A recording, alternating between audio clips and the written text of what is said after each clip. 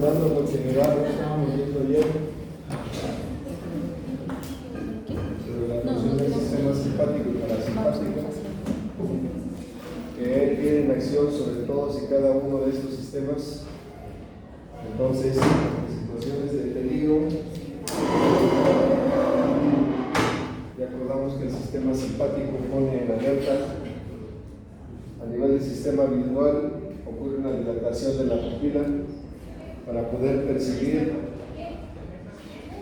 mejor el peligro, detectar y discriminar cualquier situación o estímulo amenazante, pero estando en reposo, como en este momento, no se necesita tanta luz. Si estuviéramos en examen, entonces sí tendría la pupila dilatada. El sistema cardíaco, mientras el simpático lo acelera, el parasimpático lo regresa a su estado basal. ¿Qué pasa durante el sueño, durante ese periodo que todos deseamos y hacemos el fin de semana, donde la necesidad corporal baja al mínimo? ¿Qué pasa con la frecuencia cardíaca? Se reduce al mínimo necesario. Pero ¿qué pasa si tienen una ensoñación, una pesadilla? ¿Qué sucede? Se despiertan, alerta, con una frecuencia cardíaca elevada. Si se toma la presión en ese momento, va a haber la presión elevada. ¿Por qué? Porque en ese periodo de ensoñación hubo una descarga simpática, porque en su momento su mente no sabía si era realidad o sueño, o en efectivo un sueño. Entonces, esto les habla que aún en el sueño, el sistema simpático y parasimpático están en acción, mientras que el sistema respiratorio, el sistema parasimpático reduce al bronquio a su estado normal, el simpático lo abre. ¿Para qué? Para que haya un mejor intercambio de gases. El sistema digestivo, pues que tiene que ver con el gasto energético, ¿qué va a hacer? Reducir la circulación esplácnica, aumentar la circulación a nivel de hígado, hacer la gluconeogénesis para generar glucosa desde el interior, mientras que el sistema excretor nos va a dar un proceso que nos va a poner con secreción de sudoración para poder estar en atención a una situación de alerta. Entonces, ¿cuál es la función del sistema simpático? ¿Qué acción está teniendo aquí la gacela del trópico? Huida. Huida. ¿Y qué está haciendo el león? Como todo buen católico, está dando: Señor, gracias por los alimentos que vamos a comer. Entonces, la función del nervio simpático pone a nuestro cuerpo en una alerta fisiológica, ¿sí? Y cuando el cerebro manda la señal de activación, o sea, ¿qué señal de activación está mandando el cerebro de la gacela? Le está viendo al león, ¿sí? Y a lo mejor este león ya comió y no tiene apetito, solamente está viendo a la gacela, no se la va a comer, está satisfecho, ¿sí? Pero eso no lo sabe la gacela. Ella ve la amenaza y su organismo va a responder, ¿sí? Entonces, la glándula suprarrenal va a liberar esta sustancia, adrenalina, que va a activar el sistema simpático y produce todo esto, ¿sí? Mientras que el sistema parasimpático y la leona ya tiene su sagrado alimento, es responsable de regresar a un estado de reposo a todos los órganos que fueron activados por la acción del simpático. Y ahora vamos en el caso de león. Él va a cazar a la presa, entra en un estado de alerta, no de que él vaya a ser el dañado, sino lo prepara para que físicamente pueda correr y atrapar a la gacela. ¿Sí? Una vez que tiene su presa, a lo mejor tendrá que defenderla de otros depredadores. En África, pues obviamente de las hienas. Pero entonces queda claro, simpático activa, parasimpático relaja. ¿Y cómo se lleva a cabo esto? Bueno, el sistema nervioso autónomo, simpático y parasimpático, ambos los tenemos preganglionar y postganglionar, y el simpático es el único que trabaja con noradrenalina, parasimpático con acetilcolina y las fibras preganglionares del simpático con acetilcolina también. ¿Sí? Son los neurotransmisores. Entonces, gracias a la liberación de estos transmisores es como se ejecuta la acción. Este diapositivo ya se las había pasado. Entonces, la cadena simpática, si estamos a nivel de médula, ¿qué sistema será? Tóraco-lumbar o cráneo sacro.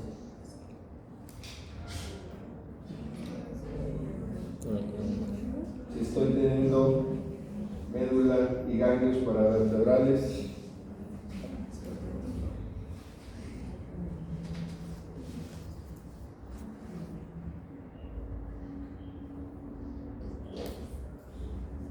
¿sí? Recuerden, el sistema simpático tóraco-lumbar va de médula, ganglios paravertebrales y la información al órgano blanco o destino final. Entonces, en una vista anterior tenemos los nervios vagos, que es el capítulo que sigue en la serie de Netflix. Vago derecho, vago izquierdo, y estos van distribuidos a nivel de columna cervical, van adheridos o en íntima relación con la carótida. A nivel abdominal van también próximos a la arteria aorta y van terminando hasta el plexo celíaco, también en relación con los grandes vasos. Entonces, tenemos que tener una cadena cervical, una cadena torácica, una cadena abdominal y los ramos celíacos para la parte final del tubo digestivo. Entonces,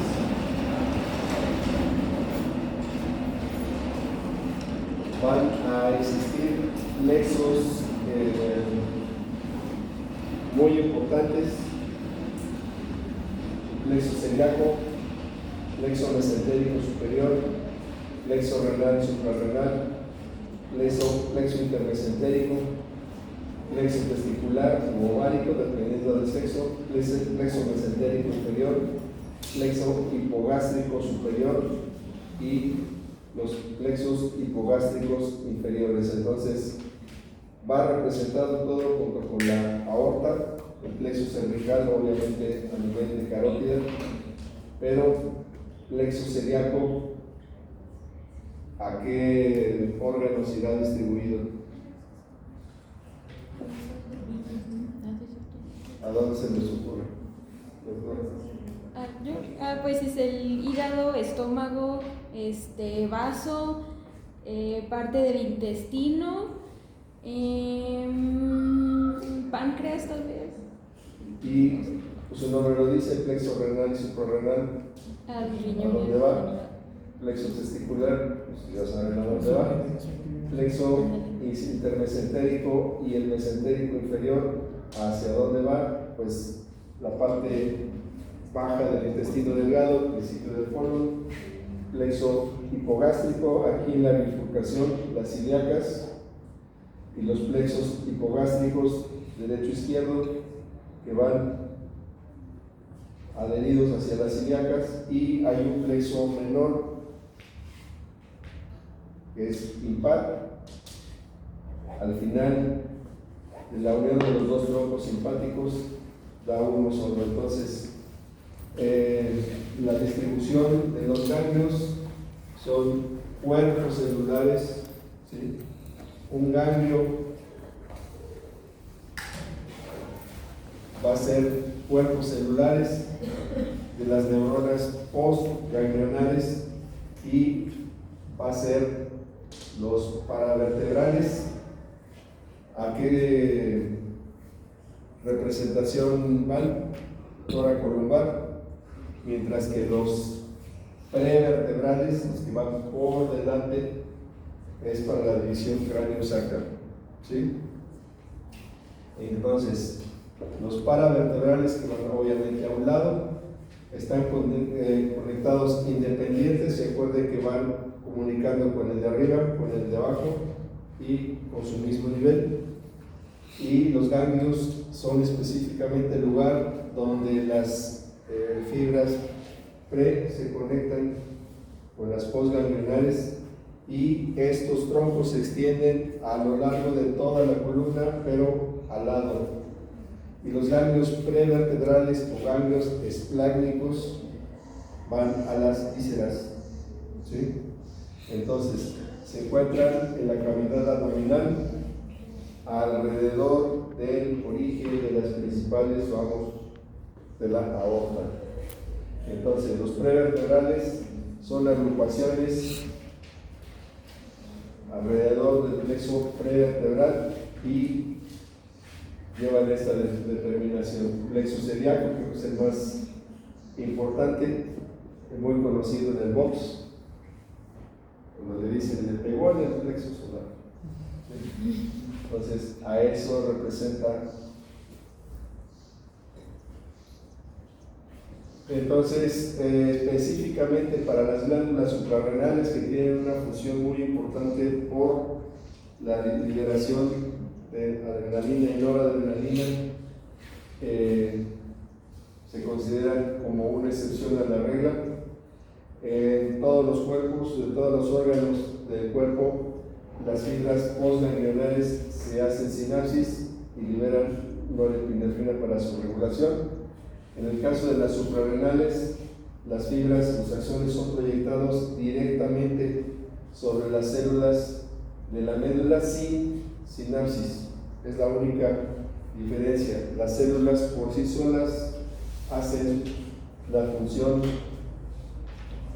de las fibras postganglionares liberando el neurotransmisor, y directamente esto va, el neurotransmisor, al torrente sanguíneo, lo que da lugar a una respuesta generalizada.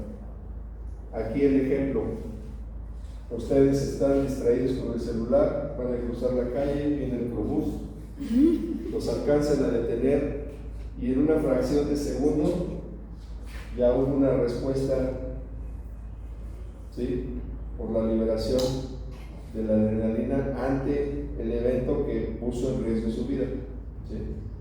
De esta forma, la excepción son las fibras de las suprarrenales, que actúan de forma directa, sin relevo, sin sinapsis. Ahora, el sistema nervioso entérico, algunos lo llaman el segundo cerebro, y si vemos la morfología del intestino acomodado, se dejaría una circunvolución, ¿no?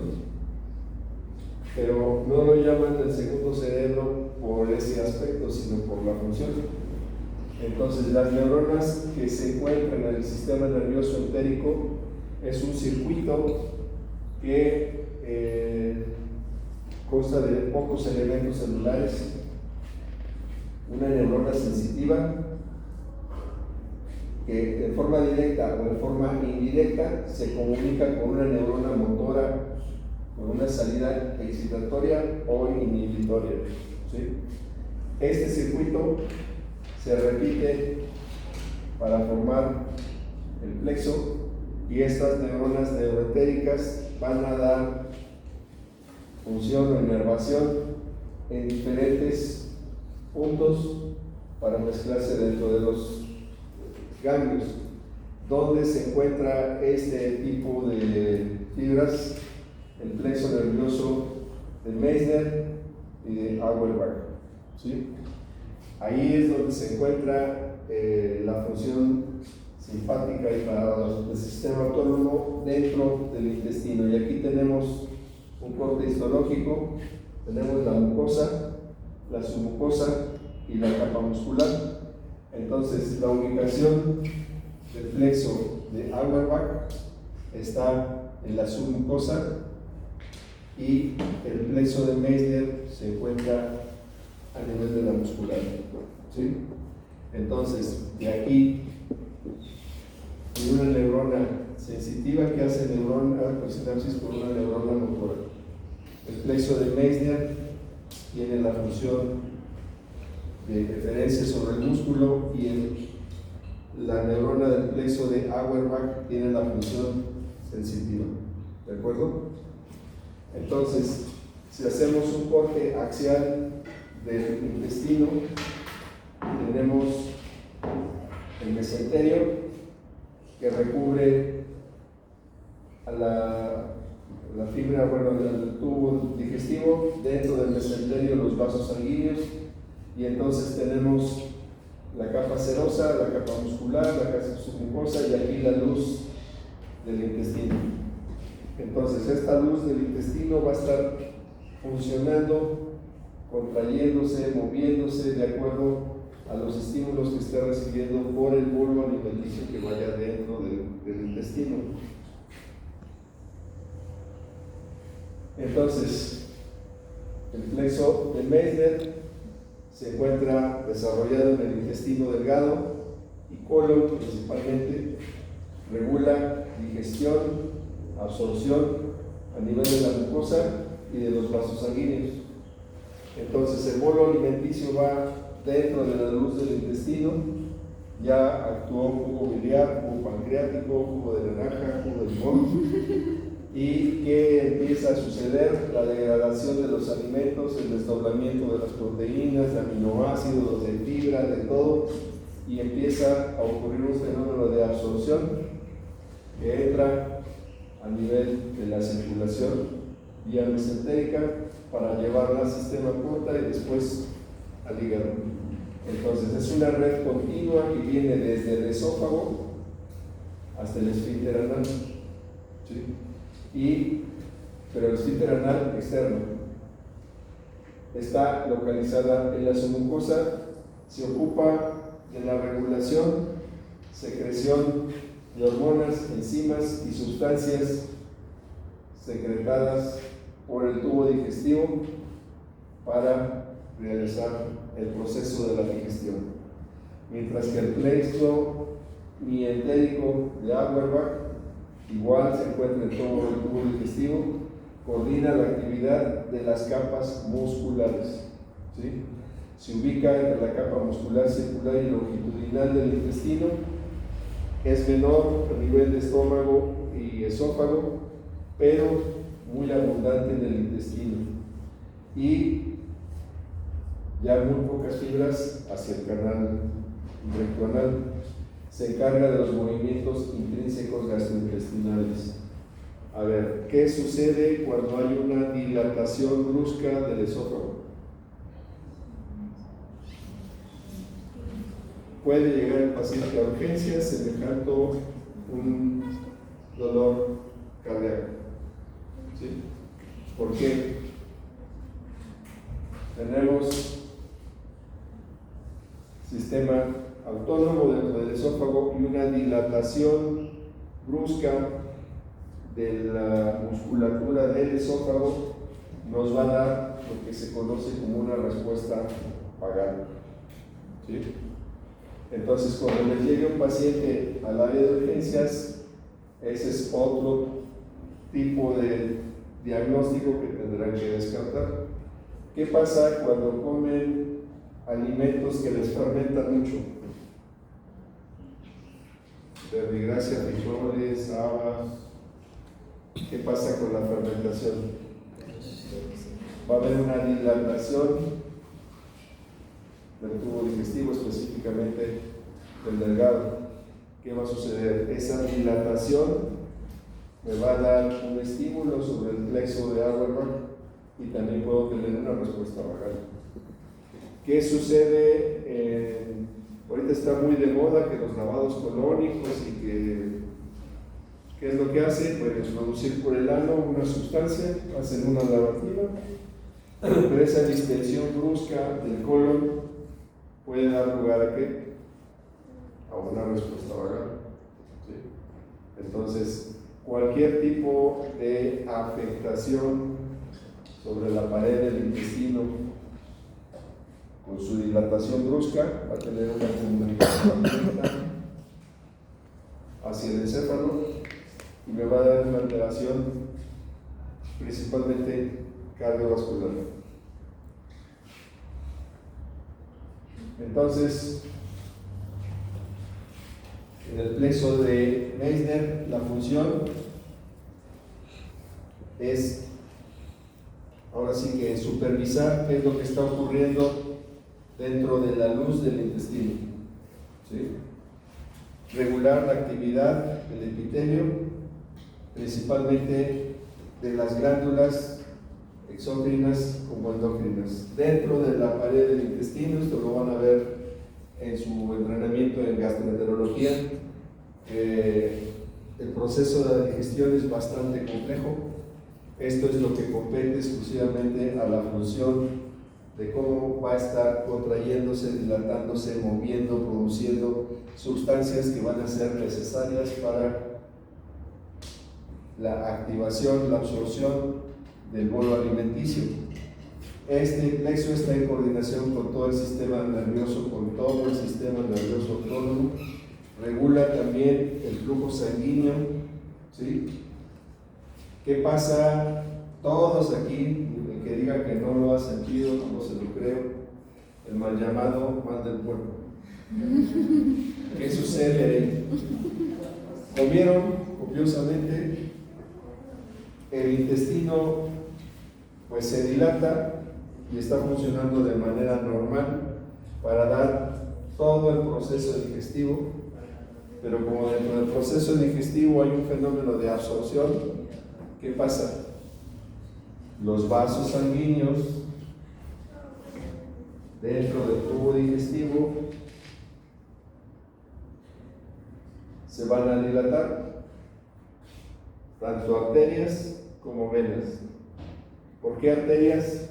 Pues porque si está trabajando este músculo necesita mayor aporte sanguíneo, y como está pasando nutrientes del lumen hacia el tejido venoso, también necesita ese aporte. Entonces el intestino va a sustraer una cantidad importante de sangre, y entonces ¿qué es lo que va a ocurrir a nivel cerebral? Es como si tuviéramos un choque hipovolémico fisiológico. ¿Sí? Por eso es que nos da letargo, nos da sueño, y por eso las abuelitas decían: no te metas a nadar después de comer, no tanto porque te va a hacer daño, sino porque tu sistema autónomo no va a responder a la misma velocidad porque tiene un secuestro de sangre acá. ¿Sí?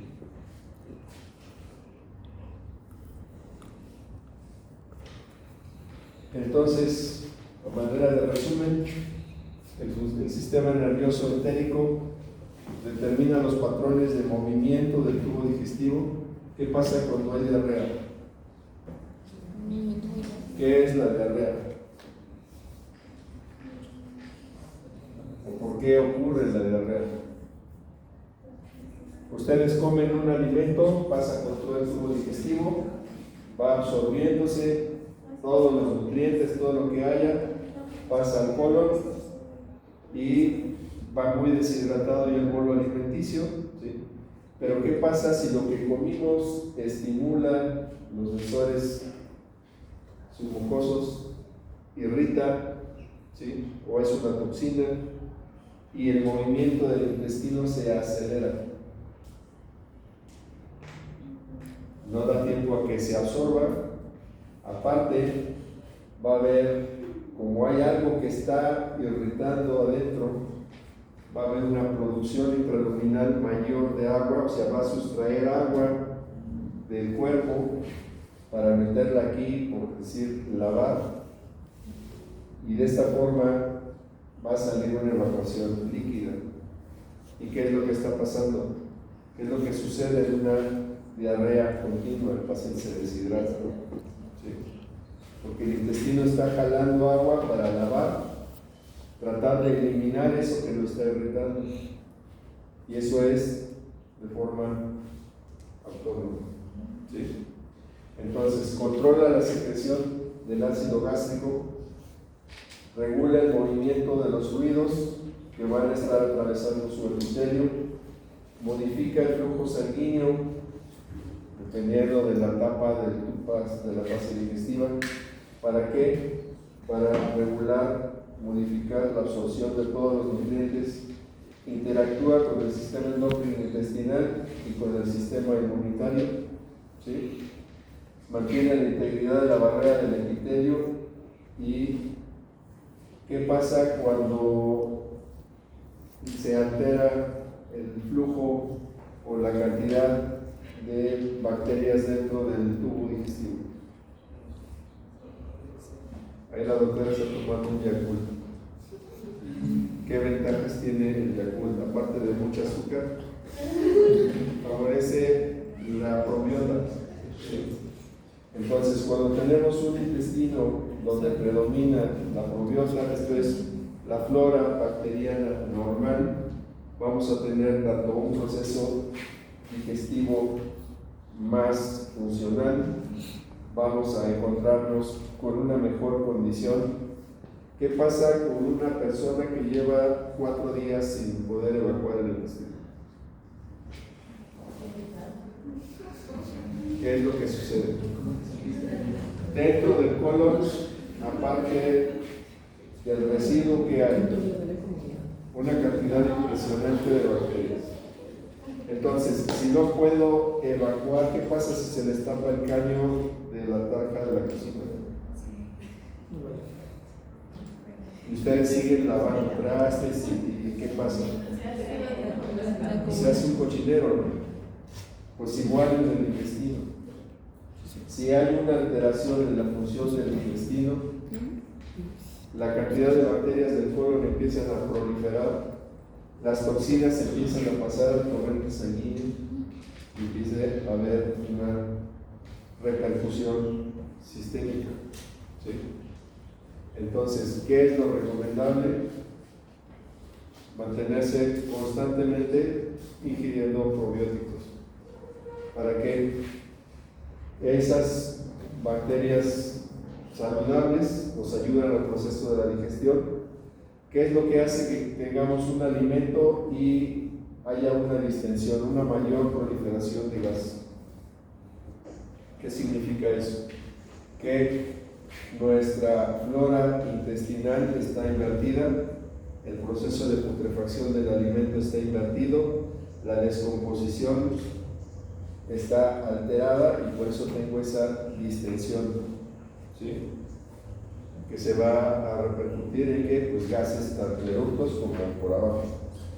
Entonces, una función inadecuada del sistema nervioso neuroentérico se va a relacionar con neuropatías, pero que van a afectar el control y el movimiento del fluido mucoso, del movimiento del intestino, y esto se refleja en padecimientos del colon y tracto digestivo. Hace muchos años, para tratar la úlcera, se hacía una sección del nervio vago a nivel de cárneas, era la vagotomía troncular.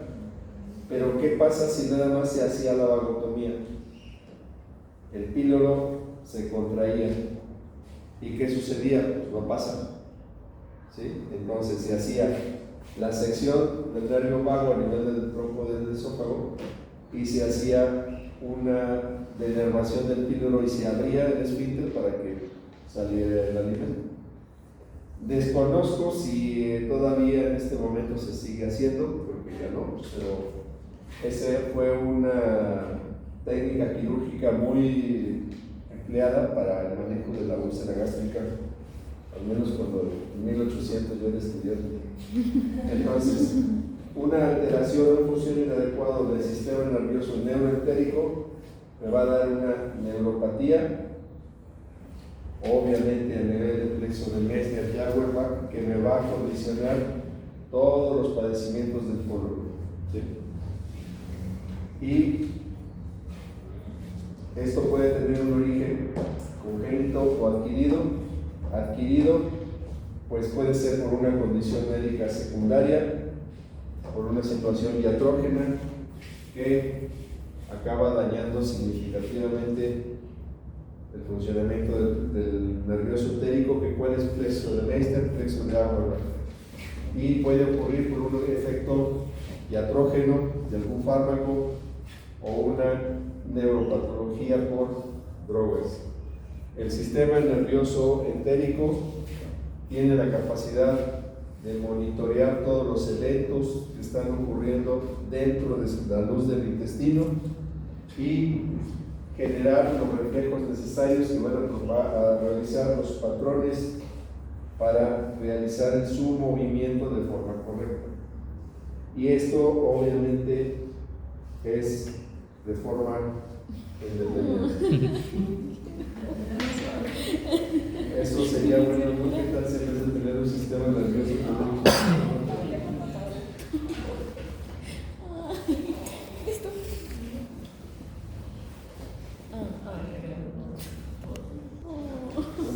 un nervio craneal?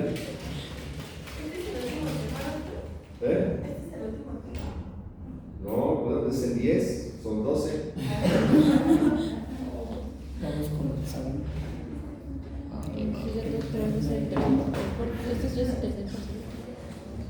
Entonces, el 10º nervio craneal, o nervio neumogástrico o vago, es el que tiene el trayecto más largo extracraneal de todos los nervios craneales.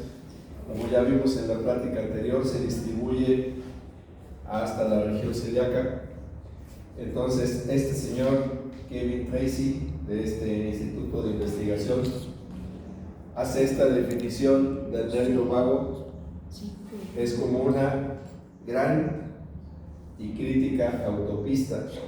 ¿Sí? Imaginen la México-Querétaro, la cantidad de flujo que tiene, o como un cable, ya no de teléfono, de Wi-Fi transatlántico, con miles y miles y miles de fibras dentro. Entonces, desde su origen se va distribuyendo hacia todo el cuerpo. Entonces, este nervio, su mayor porcentaje son sensores que van a estar transmitiendo información desde todos los órganos del cuerpo hacia el cerebro. Y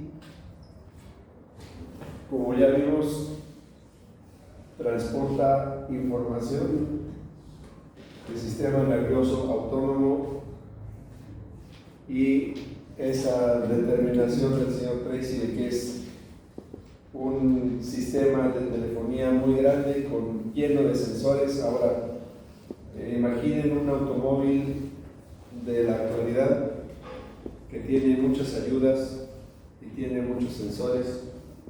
Quienes manejen y se les han encendido como arbolito de Navidad todos los sensores del carro, ¿qué indica?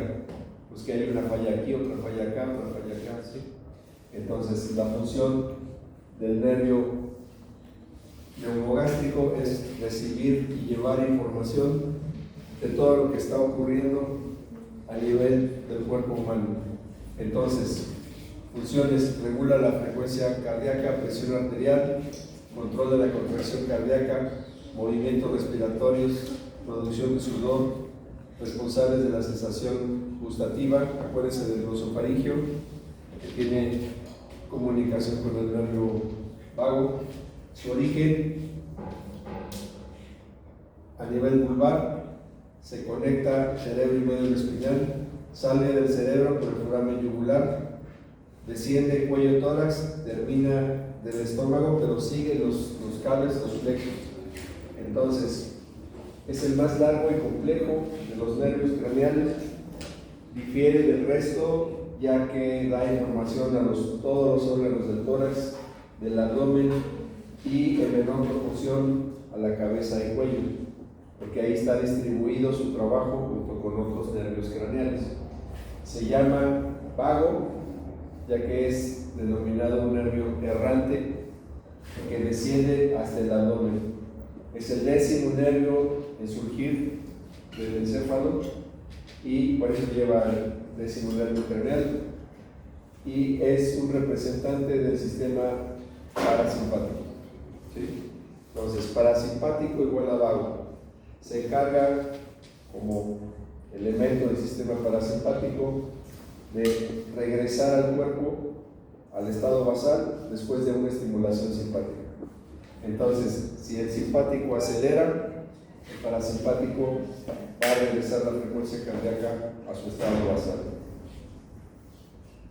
Entonces, el origen real son 4 núcleos: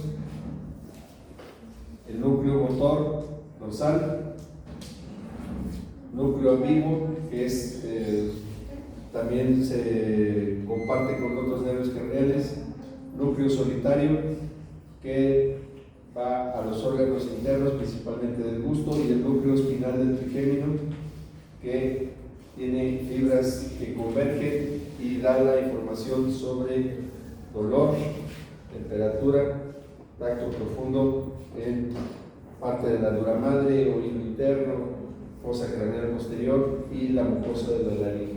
Entonces, estos 4 núcleos es el origen real. Entonces, tenemos la ubicación cuarto ventrículo y en el surco olivar su emergencia o su origen aparente. Entonces, nuevamente los núcleos dorsal, ambiguo, solitario y espinal del trigémino. Los ramos en la fosa yugular para la cubierta meninge, el auricular a nivel del cuello, faringio, laringio superior.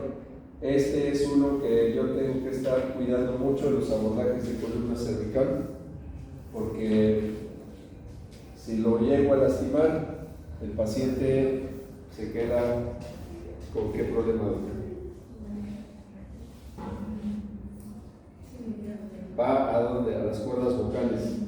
Si se paralizan las cuerdas vocales, ¿qué va a pasar? No va a poder hablar. No va a poder hablar o algo. ¿Sí? Entonces, no es lindo que yo le resuelvo el problema del disco cervical, pero el paciente ya no habla. Imaginen que estoy operando a Pedro Ferriz de Col y lo dejo rojo. No está bonito, ¿verdad? Entonces tengo que estarlo cuidando. El campo de inervación: aferente sensitivo general, aferente visceral general, aferente especial, eferente visceral general. Entonces puede considerarse un nervio mixto y sus correlaciones clínicas: la vagotomía, que eso es una indicación quirúrgica, que puede ser una lesión unilateral o bilateral.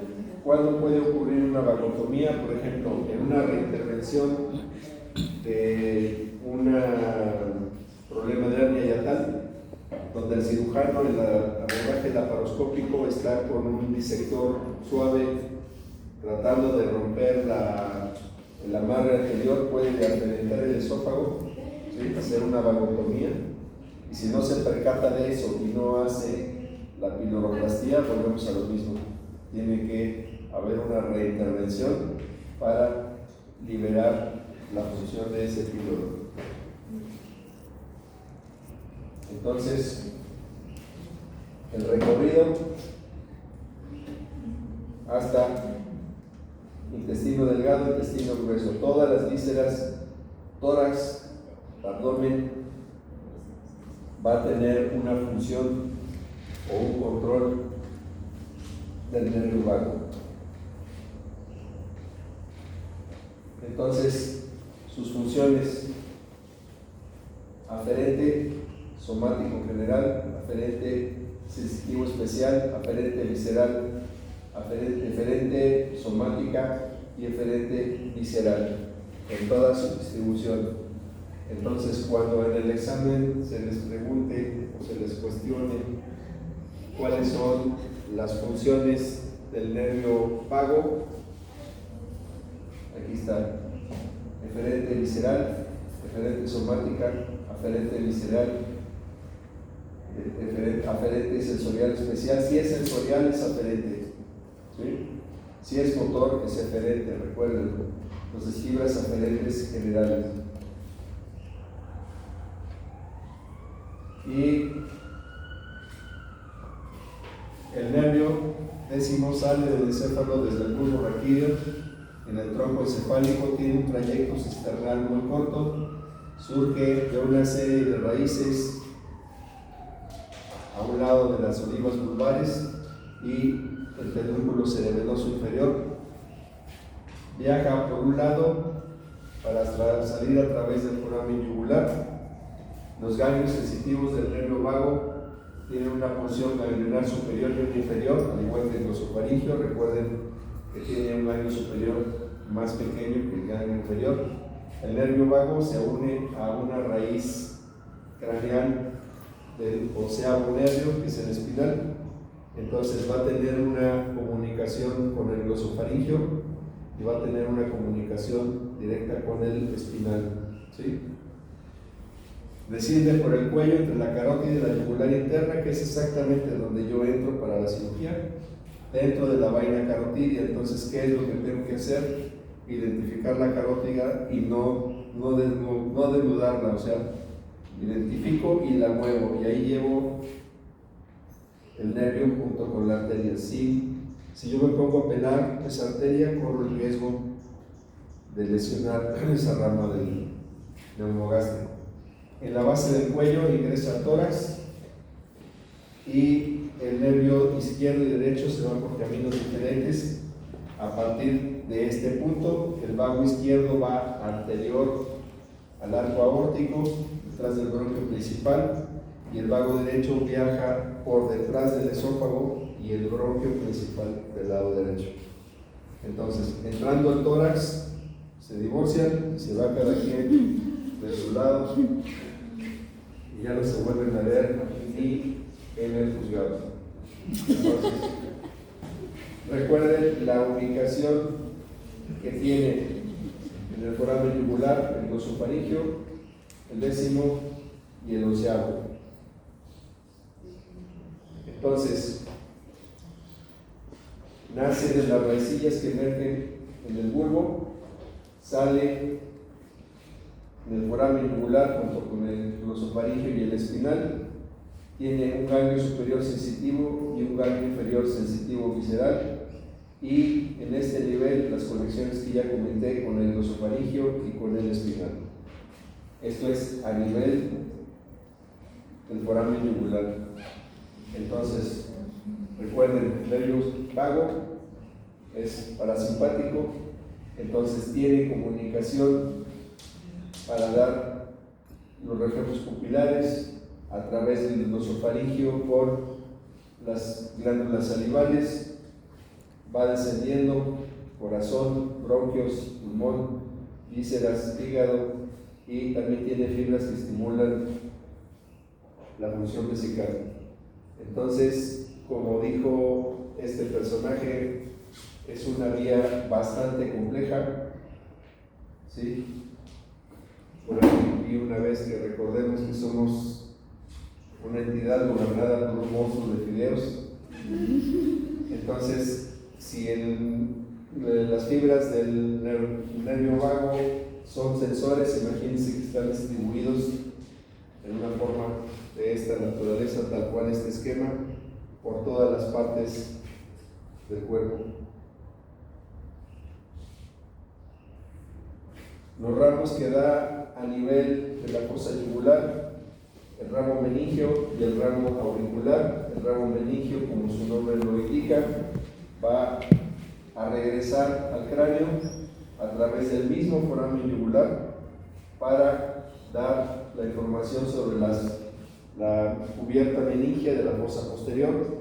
Y el ramo auricular o nervio de Arnold surge del ganglio superior, vuelve a entrar a la porción lateral del foramen yugular y vuelve a salir a través de la fisura del tímpano en el hueso temporal para llegar a inervar la piel. Entonces, estas dos ramas que da en la fosa yugular emergen del ganglio y vuelven a entrar al cráneo, ¿sí? Se regresan. En esta disección a nivel del cuello tenemos el seno sigmoideo, la vena yugular, aquí sería el foramen yugular, y el ganglio superior, el nervio vago. Entonces, aquí estaríamos más o menos a nivel de C4. Aquí está el foramen magno, aquí sería como C3, C4. No, un poquito más. Aquí está definida las ramas cervicales C3 y C4. Bueno, está la faringe y vean la distribución que tiene a nivel del cuello. Entonces recuerden que entrando a tórax, cada uno de los troncos, derecho e izquierdo, va a tomar un camino diferente. ¿Sí? El nervio vago izquierdo va anterior al arco aórtico y el vago derecho va por detrás del esófago. ¿Sí?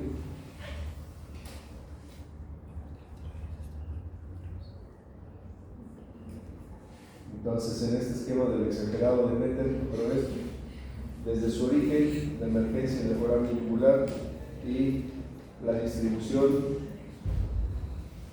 a todo el cuerpo, pero yo creo que la diapositiva del examen va a ser esta, para que hagan el mapa y digan dónde está cada fibra.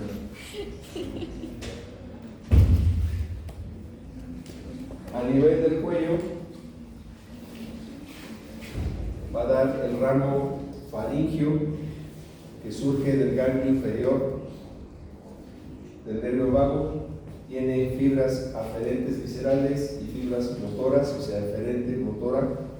Las fibras eferentes son gracias al apoyo del espinal. Recuerden que tiene comunicación el vago con el nosofaringio y con el espinal a nivel del foramen yugular.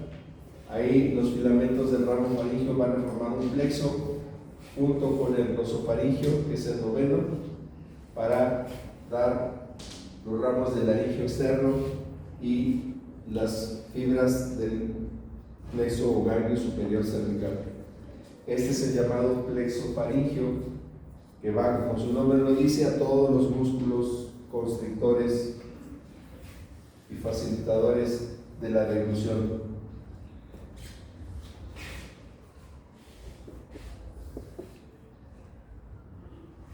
Entonces, el laringio superior y el laringio recurrente son fibras que dan dentro del cuello.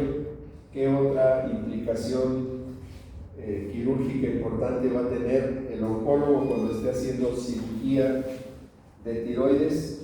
Tiene que tener mucho cuidado con estas ramas.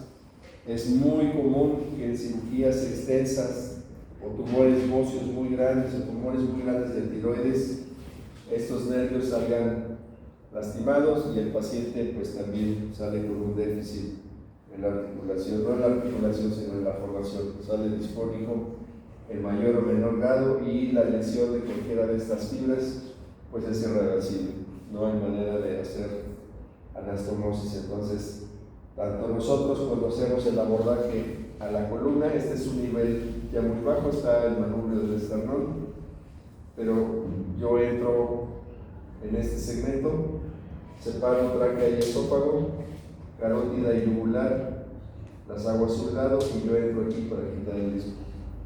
Entonces, yo tengo que tener cuidado aquí, y el oncólogo en sus abordajes también tiene que tener precaución de no lesionar ese nervio.